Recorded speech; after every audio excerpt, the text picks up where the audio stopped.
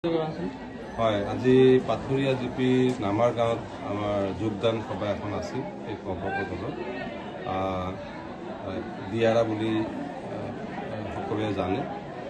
দিয়াৰা বহুত ইম্পৰ্টেণ্ট এটা প্লেচ আৰু মোৰ দেউতা মোৰ মা এটা সময়ত এই দুৰ্গ দিয়াৰা অৰ্থাৎ পাথৰীয়া জিপিটো দুৰ্গ বুলি ক'লেও ভুল নহ'ব। আৰু সেই দুৰ্গ প্ৰায় 15 বছৰ পিছত আমি আকৌ ঘূৰি পালোঁ, যিটো আজি প্ৰতিচ্ছবি আপোনালোকেও দেখা পাইছে। মোৰো বিশ্বাস আছিল যে পাথৰীয়া জিপি অৰ্থাৎ দিয়াৰা অঞ্চলৰ মানুহ আকৌ আমাৰ লগত ঘূৰি আহিব, যিটো 100% ইনশাআল্লাহ ঈশ্বৰৰ কৃপাত আমি ঘূৰি পাইছোঁ। ইয়াত কিমান সংখ্যক ভোট পাম এইটো আজি হয়তো ক'ব নোৱাৰিম। এটা কথা ক'ব পাৰিম যে পাথৰীয়া জিপি এইবাৰ সম্পূৰ্ণভাৱে আমাৰ লগত থাকিব। মই ভাবোঁ যে এইবাৰ ওপৰলা যদি চব ভালে ভালে ৰাখে ঐতিহাসিক বিজয় আমাৰ ফালে হ'ব। আৰু যিটো আমাৰ পুৰণা দুৰ্গ যি অঞ্চলবিলাক আছিল মোৰ দেউতাৰ বিশেষকৈ, সেই অঞ্চলবিলাক প্ৰায় জেগাতে আমি দেখা পাইছোঁ যে আগৰ নিচিনা বেক টু পেভিলিয়ন যিটো কয়, ঘৰৰ মানুহ ঘৰত ঘূৰি আহিছে। গতিকে আমি নিঃসন্দেহে ক'ব পাৰোঁ যে ৰাইজ উপলব্ধি কৰিছে, বহুভাৱে তেওঁলোকে ভাবিছে। আৰু দেৰি হ'ল যদিও প্ৰায় 10-15 বছৰ লাগিল যদিও আজি সকলোৱে উপলব্ধি কৰি আমাৰ ফালে আকৌ আমাৰ পক্ষত তেওঁলোকে আহিছে। নতুন চিন্তা তেওঁলোকে আগতে তেনেকৈ আৱেগ দি তেওঁলোকে ভাবিছে পূৰ্ব অঞ্চলত, এইবাৰ বিবেক দি চিন্তা কৰা আৰম্ভ কৰিছে।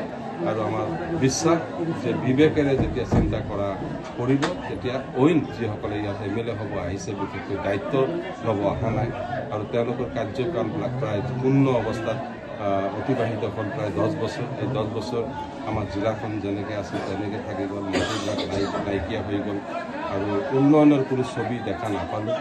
আমাৰ বিশেষকৈ 10 বছৰ আগৰ যিটো অৱস্থা তাতকৈ আমি ক'বলৈ গ'লে আমি পিছুৱাই গৈছোঁ।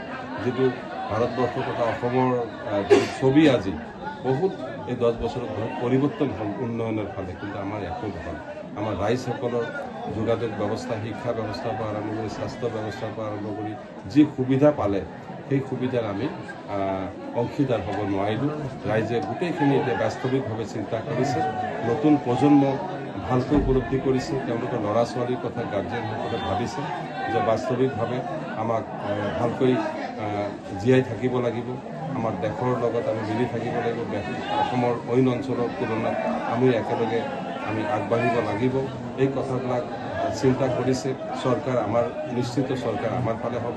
গোটেইবিলাক কথা ভাবিছে আৰু মোক এইবাৰ আপোন হিচাপে মই দেখিছোঁ এটা ছবি যিটো দেখা পাইছোঁ, মায়া যিটো দেখা পাইছোঁ, দোৱা যিবিলাক দেখা পাইছোঁ, সাধাৰণ ৰাইজ সাধাৰণ মানুহ মাতৃসকল যেনেকৈ মোক দোৱা কৰি আছে, ঠিক যেনেকৈ মোৰ দেউতাৰ সময়ত দেখা পাইছিলোঁ, ঠিক সেই ছবি আকৌ দেখা পাইছোঁ। গতিকে আমাৰ বিশ্বাস 100% বিশ্বাস যে ইনশাআল্লাহ আল্লাহ যদি মোক জীয়াই ৰাখে এইবাৰ ঐতিহাসিকভাৱে আমাৰ বিজয় হ'ব।